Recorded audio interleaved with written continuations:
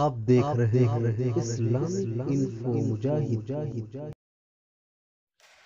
السلام علیکم ورحمۃ اللہ وبرکاتہ۔ اللہ رب العزت نے جب دنیا بنائی ہے تو اس دنیا کے اندر یہاں کے بسنے والے لوگوں کے لیے چند اصول متعین کیے ہیں۔ اگر انسان ان اصولوں پر زندگی گزارتا ہے تو اللہ رب العزت کی رحمتیں برکتیں انسانوں پر نازل ہوتی ہیں۔ اگر انسان ان اصولوں سے ہٹ کر زندگی بتاتا ہے تو انسان کے اوپر مصائب اور تکلیفوں کے پہاڑ ٹوٹنے لگتے ہیں۔ فی الحال چونکہ فروری کا مہینہ چل رہا ہے اور اس مہینے کے اندر ہماری نوجوان نسل جس طریقے سے بے حیائی کی طرف بڑھتی جا رہی ہے، ہمارے نوجوانوں میں بے حیائی کا رجحان جس طریقے سے بڑھتا جا رہا ہے اور جس طریقے سے ہمارا معاشرہ زنا جیسے گناہوں کے اندر ملوث ہوتا جا رہا ہے، یاد رکھیے یہی سلسلہ اگر ہمارے معاشرے کا چلتا رہا تو ایک دن اللہ کی ایسی پکڑ آئے گی کہ اس پکڑ کی وجہ سے ہر ایک انسان کراہ اٹھے گا، تڑپ اٹھے گا۔ میرے بھائیوں، اس زمانے کی اس وقت سب سے زیادہ ضرورت اور کوشش اس بات کی ہے کہ بے حیائی کو ختم کرنے کے لیے ہر ممکن کوشش کرنی چاہیے۔ جیسے فروری کا مہینہ شروع ہوتے ہی نوجوانوں کے اندر ایک نئے جذبات جنم لینا شروع کر دیتے ہیں کہ ان کے اندر بے حیائی کی امنگیں پیدا ہونے لگتی ہیں، اور یہ بے حیائی کی جڑ اس لیے پکڑتی ہے کہ نوجوانوں کو جب یہ پتہ چلتا ہے کہ انہیں جائز طریقے سے یہ چیز نہیں ملنے والی ہے تو پھر وہ ناجائز طریقہ اختیار کرتے ہیں، اور اس ناجائز دن کے انہوں نے نام بھی متعین کر رکھے ہیں، ہر دن کو نئے نام کے ساتھ ملقب کر کے اور نئے نئے گناہوں کا ایجاد ہماری نوجوان نسل ان ایام میں کیا کرتی ہے۔ ظاہر سی بات ہے جب انسان کو بھوک لگے گی تو وہ روٹی کی تلاش میں ہوگا، کھانے کی تلاش میں ہوگا کہ جس کے ذریعے سے اس کی بھوک ختم ہو جائے، اور اسی طریقے سے جب نوجوانوں کی خواہشات جنم لے گی، خواہشات امنگ مارے گی، جذبات بھڑکیں گے تو ظاہر سی بات ہے جب اسے حلال طریقہ نہیں ملے گا تو ناجائز طریقہ اختیار کرنے پر مجبور ہوگا۔ جب نوجوانوں کے لیے شادی کی راہیں آسان نہیں ہوں گی، مشکل ہوگی، تو ظاہر سی بات ہے زنا کرنا اس کے لیے بہت ہی آسان اور سہل ہو جائے گا۔ آج ہمارا معاشرہ بے حیائی کے گڑھے کے اندر گرتا چلا جا رہا ہے، اور اس کے ذمہ دار معاشرے کے اندر رہنے والا ہر فرد ہے، ہر والد اور ہر گارجن ہے جس کے تحت اس کے وہ بچے آتے ہیں جو شادی کی عمر کو پہنچ چکے ہیں، اور جب ان بچوں کی شادی وقت پر نہیں ہوتی تو ان کے دلوں کے اندر یہ خواہشات پیدا ہوتی ہے کہ کاش میرا تعلق کسی لڑکی کے ساتھ ہو جائے۔ اسی طریقے سے ہمارے بہنوں اور ہمارے گھر کی عورتوں کے دلوں کے اندر یہ خواہشات جنم لینے لگتی ہے کہ ہمارا تعلق کسی لڑکے سے ہو جائے، پھر اس تعلق کی بنا پر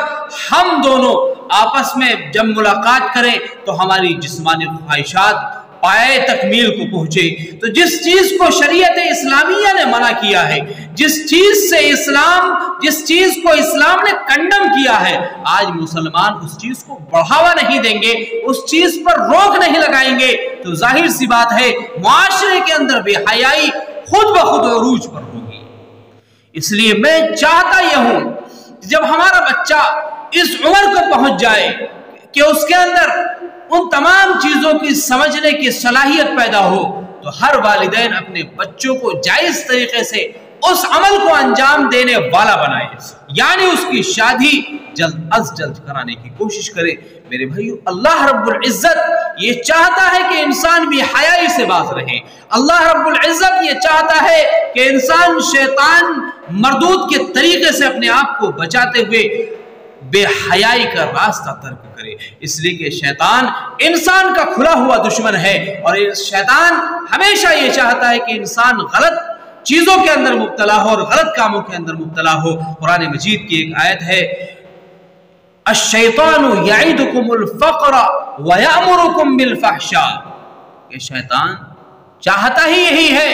कि वो तुम्हें फख्र से डराए और तुम्हें बुराई का हुक्म करे, यानी हर वो रास्ता इख्तियार करने पर तुम्हें मजबूर करेगा कि जिस रास्ते पर चलने से शरीयत इस्लामिया ने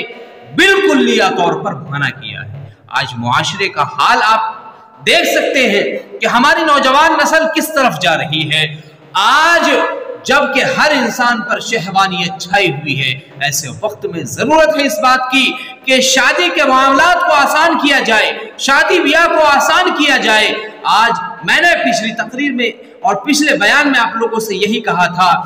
कि इंसान के लिए जिना करना इंतहाई आसान है और शादी करना उसके लिए मुश्किल है। इंसान की जेब में चंद रुपए हो वो जिना कर सकता है, लेकिन अगर उसके जेब में कई लाख रुपए हो तब भी वो शादी नहीं कर सकता। क्यों? इसकी बुनियादी वजह यही है कि हमने शादी को इंतहाई मुश्किल बना दिया है, इंतहाई मुश्किल बना दिया है। शादी जो कि बहुत ही आसान अमल था,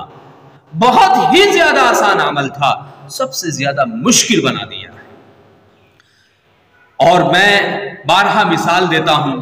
कि भाई शादी ब्याह के ताल्लुक से हमारे लिए अल्लाह के नबी सल्लल्लाहु अलैहि वसल्लम की जिंदगी और इसी तरीके से दीगर सहाबाए किराम और हजरत अली रजी अल्लाह तआला अन्हु की जिंदगी हमारे लिए नमूना है। देखें कि उन्होंने किस तरीके से शादियां की है, और जब उनके मानने वाले हैं, उनके तरीके को जानने वाले हैं, उनके तरीके पर अमल करने वाले हैं, तो हमारी ये जिम्मेदारी बनती है कि जब भी हमारी जिंदगी के अंदर ऐसे मराहिल आए तो सबसे पहले इन लोगों का नमूना हमारे सामने होना चाहिए और फिर उसके मुताबिक अपनी जिंदगी इनके नमूने पर ढालते हुए जिंदगी गुजारनी चाहिए और बितानी चाहिए और हर मामलात इनके तरीके पर करना चाहिए। इसलिए कि अल्लाह रब्बुल इज्जत ने हमारी और आपकी कामयाबी दीन के अंदर रखी है। जाहिर सी बात है, जब सहाबाए किराम कोई अमल अंजाम दे रहे हैं तो वो उन्होंने नबी करीम सल्लल्लाहु अलैहि वसल्लम से ही सीखा होगा। और याद रखो, नबी करीम सल्लल्लाहु अलैहि वसल्लम का तरीका सिर्फ मुसलमानों के ही लिए नहीं बल्कि आने वाले इंसानियत जब तक ये दुनिया बरकरार रहेगी उस वक्त तक के लोगों के लिए आप सल्लल्लाहु अलैहि वसल्लम का हर हर अमल, हर हर फ़ैल, हर हर कौल नमूना है।